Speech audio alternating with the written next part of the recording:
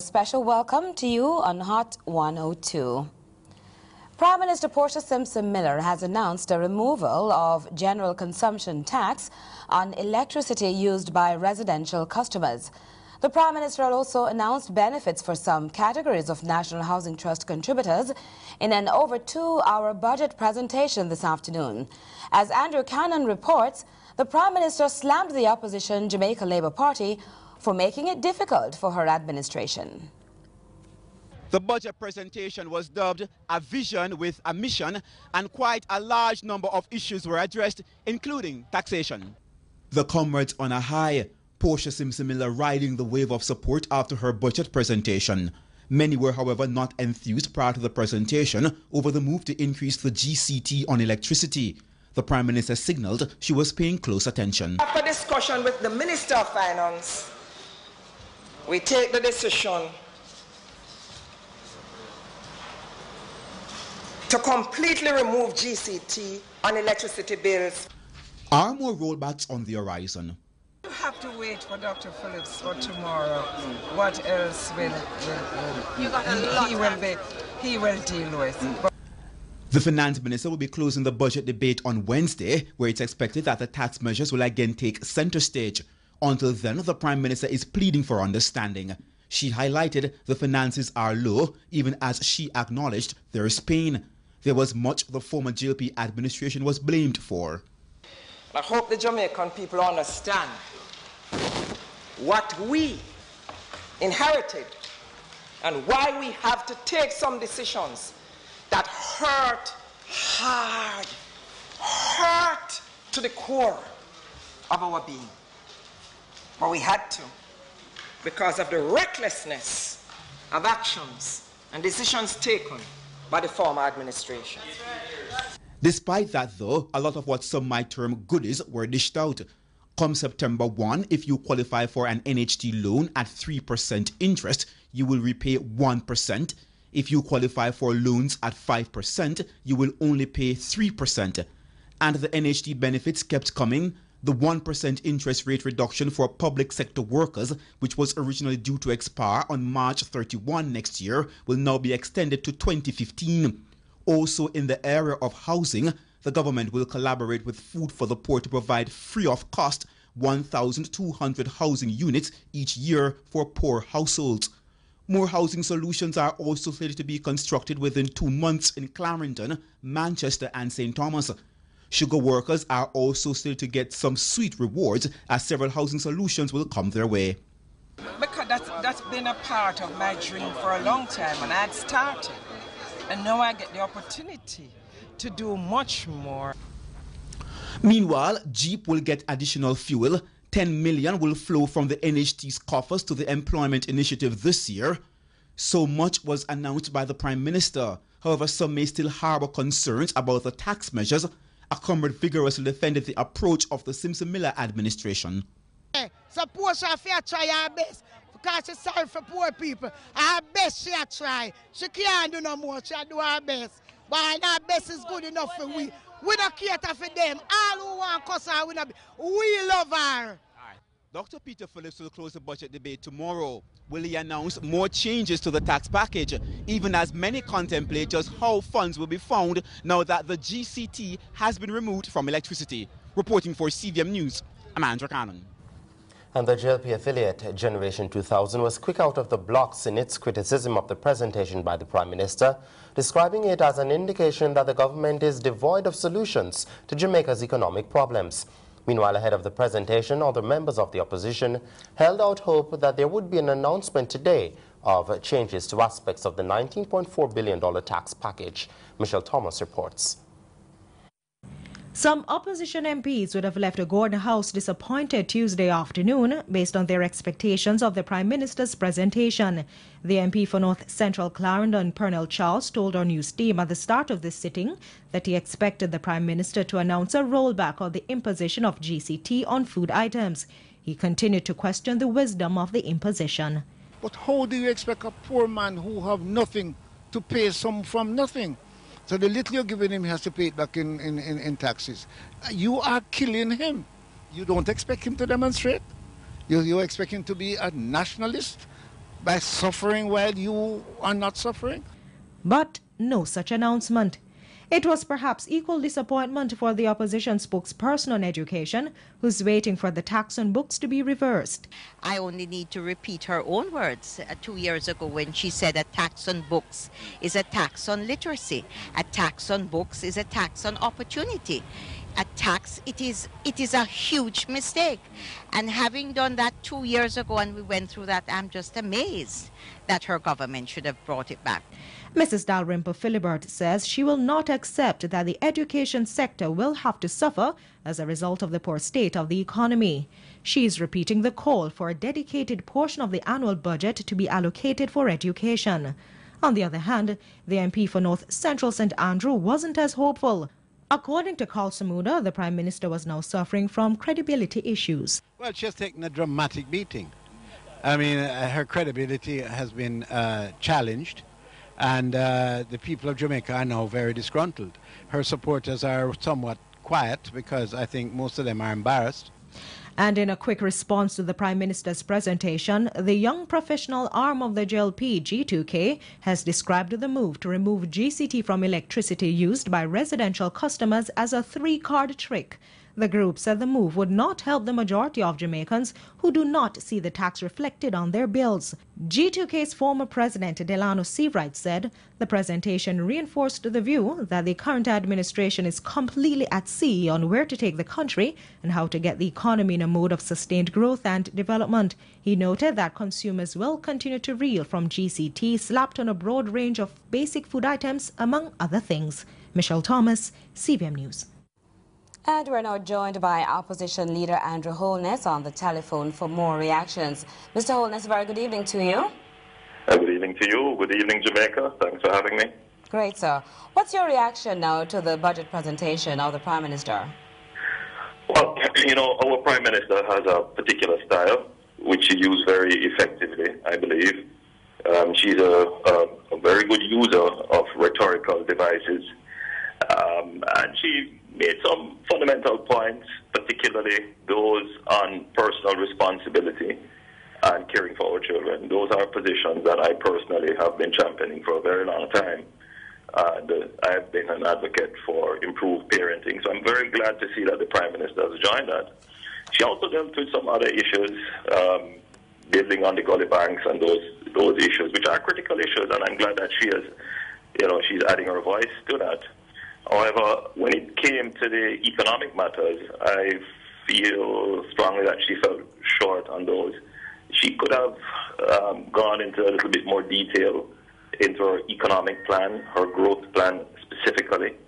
And I believe she cannot try to change the frame of discussion around taxation and tax reform.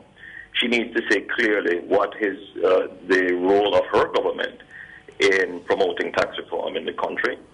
And in dealing with the IMF, the speech had nothing to do with any of those critical issues.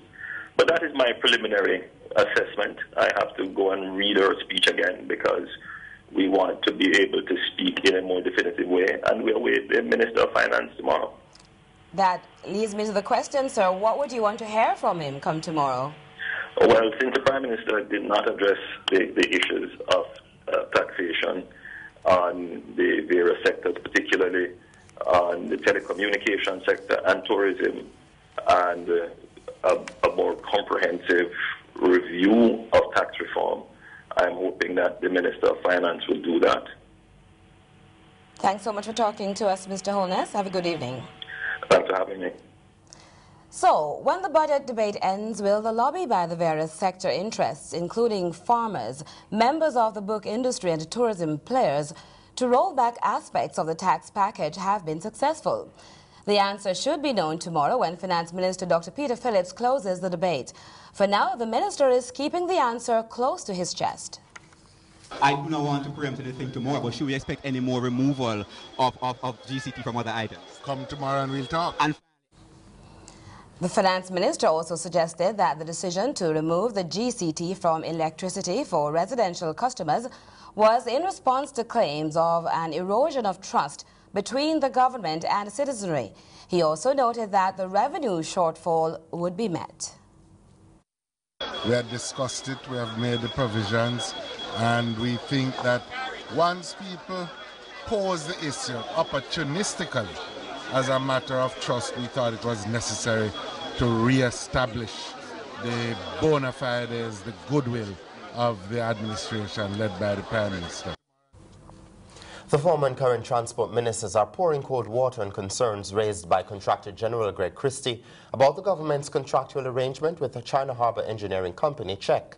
In a statement yesterday, the Contractor General highlighted that CHEC's parent company, China Communication Construction Company, CCCC, was debarred by the World Bank under its fraud and corruption sanctioning policy. Today, Transport Minister Dr. Omar Davies said the information released yesterday by the OCG isn't new. You know, the Contractor General's research team is a bit tardy. This information has been around for a long time. In fact, Minister Guy, whilst we're in opposition, raised the issue. I think the people have responded already. But this is nothing new.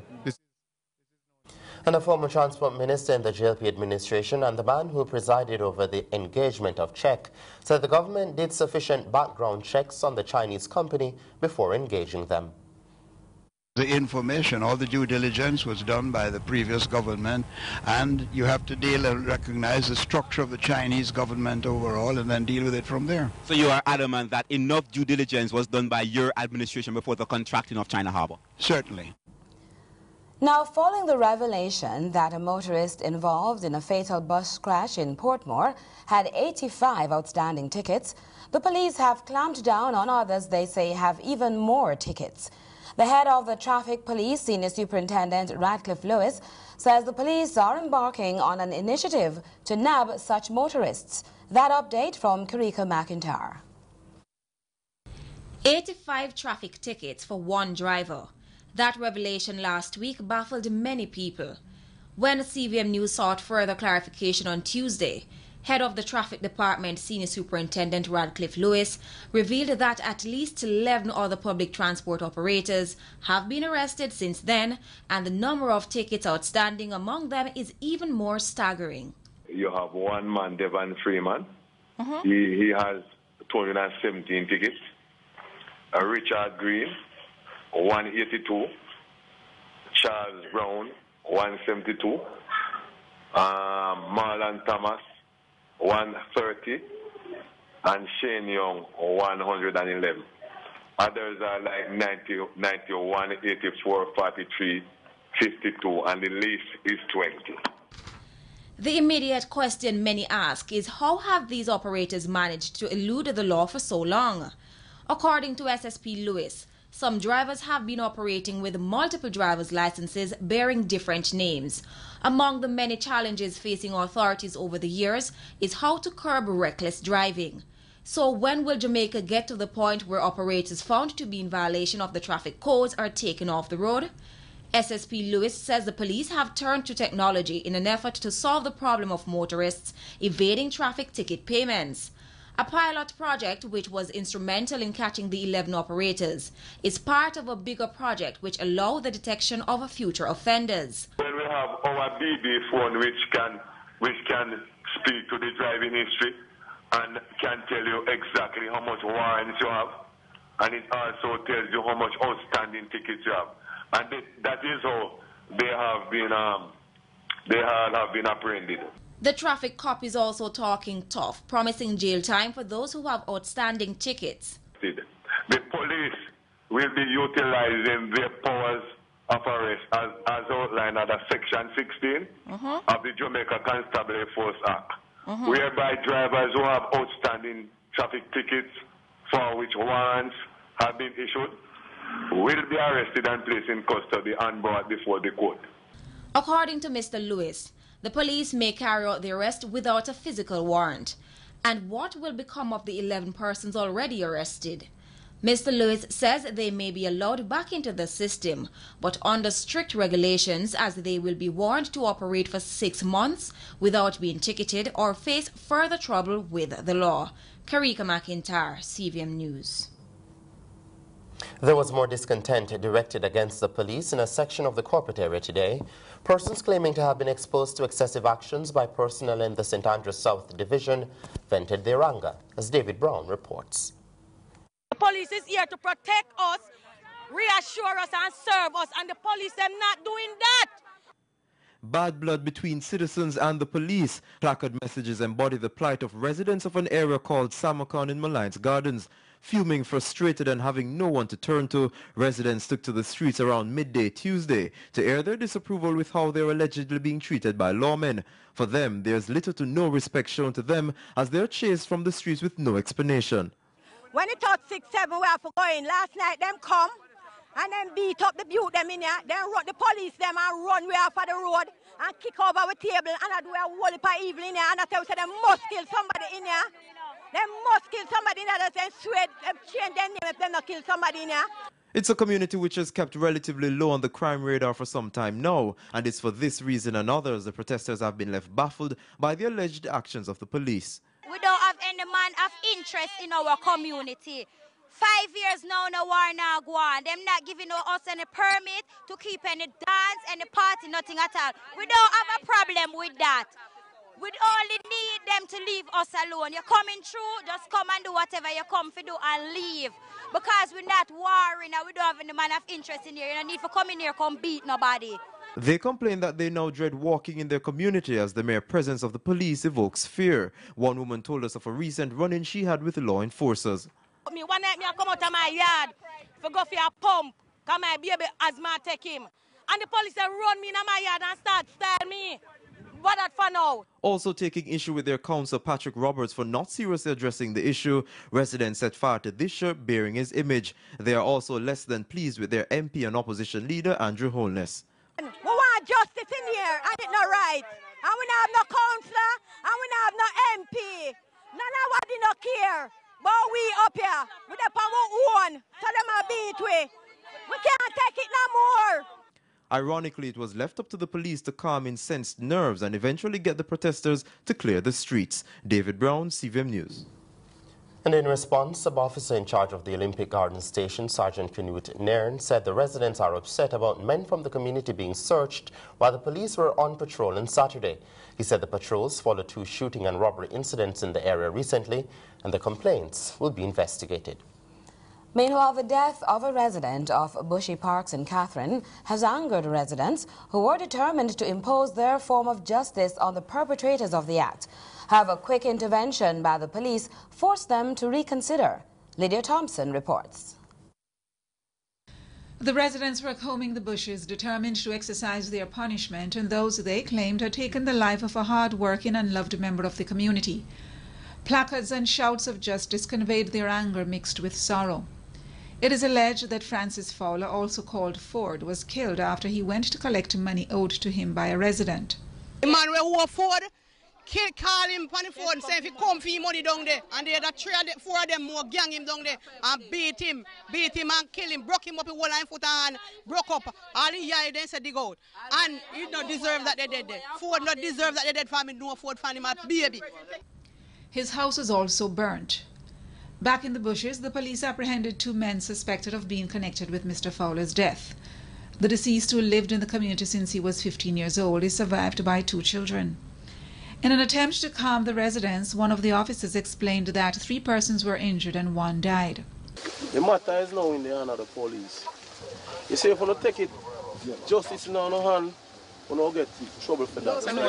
So here what I say now, just leave the police and make them do for them part. Alright. You see, any problem we have, you can call the super or whatever, or you can come out of the station and talk with the superintendent. But for now, the police, they're on top of it and I deal with it. So no, take a jungle just now. The men were removed from the scene even as some residents protested. The Old Harbour police are investigating. Lydia Thompson, CVM News. It's official. Former Solicitor General Stephen Vassiani is to take up diplomatic duties for Jamaica as the country's ambassador to Washington. He gave CVM an early reaction to the announcement and shared some of his priority concerns as he prepares to assume the role. CVM had reported in February that the former Deputy Solicitor General, now principal of the UWI-based Norman Manley Law School, was poised to take up ambassadorial duties in Washington. Some 4 months later, the confirmation came from the Ministry of Foreign Affairs and Foreign Trade. CVM News understands that the Kingston College alumnus received the nod last week when U.S. officials signed off on the government's nominee to replace Audrey Marks. Professor Vassiani said he was elated by the announcement and is looking forward to the post. This position will give me an opportunity to spread Jamaica's voice in the world and to seek to enhance Jamaica's viability and economic development through exchanges with the United States. Vassiani is to take up his post in July or August. It's not certain what issues the government wants him to tackle head-on, as he is yet to meet with the administration since the appointment. He outlined to CVM, however, a passion he intends to pursue. I have a special interest in educational matters and would wish to promote education, in particular in the contact between Jamaica and the United States. He will be ably assisted in this role by his wife, Dr. Lisa Vassiani, she too an educator, lecturing in international relations at the UWI Mona campus. Pundits would argue that Jamaica's relations with the U.S. were strained during the controversy over the extradition of Christopher Coke and the subsequent Manhattan Commission of Inquiry. Professor Vassiani told us he is prepared to restore any perceived damaged relationship. I think that relations between Jamaica and the United States should always, our onus, our responsibility should be to ensure that these relations are at the best possible level and at a very amicable state, so that I will be working towards that. Foreign Affairs Minister A.J. Nicholson seems confident in his government's choice. He was quoted as saying Vassiani's contribution within the local, regional Commonwealth and wider global space has equipped him in no small measure for the tasks ahead. Amid steps to have an indigenous head of state, Prime Minister Portia Simpson Miller says Jamaica will forever hold the Queen in high regard.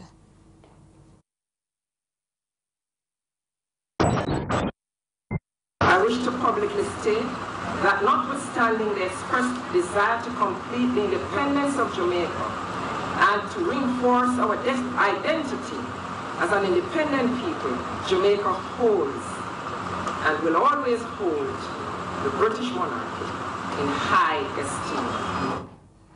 For his part, opposition leader Andrew Holness maintains that while the change in head of state is being considered, the final decision should rest with the Jamaican people. The opposition remains committed to the re-examination of the structures which are intrinsic to our relationship with the monarchy. Like every other matter which will impact on the lives of our people, however, we will insist that they are given the democratic right to participate in the decision. Both made their remarks while speaking at the beacon lighting ceremony at the St. William Grant Park in downtown Kingston last night to commemorate the Queen's Diamond Jubilee. 3 other beacons were lit in key points across the island. Among other activities, commemorative Diamond Jubilee medals will be issued later this year by the Governor-General to members of the Armed Forces, Emergency Services and Prison Service personnel. The Governor-General and his wife are currently in London to take part in the celebrations. The Digicel Group says it produced strong financial results for the year ended March 31, 2012 compared to the previous year. The company, which operates in 30 markets around the world, says its subscriber base has risen 27% to 12.8 million. The Digicel Group also reports that its revenues rose by 14%. The company revealed that it posted $1.082 billion in earnings before interest, taxes, depreciation, and amortization. Digicel adds that Digicel adds that its call added services and data revenues increased by 47% year on year. And now a reminder for top